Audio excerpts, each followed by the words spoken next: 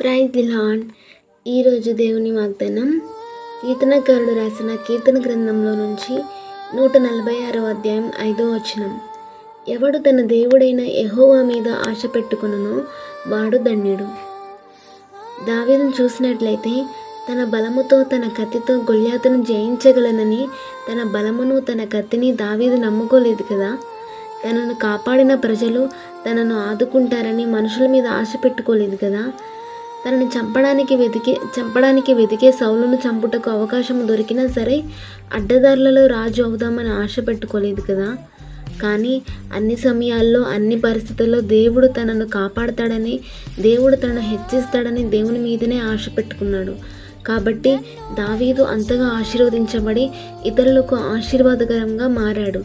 మనం కూడా దావీదు వలె సొంత శక్తి మీద, కుటుంబము, బంధుమిత్రుల మీద, అడ్డదారుల మీద ఆశ పెట్టుకోకుండా దేవుని మీద మాత్రమే ఆశ పెట్టుకొని నిత్యము దేవుని సహవాసం కలిగి ఉందాం.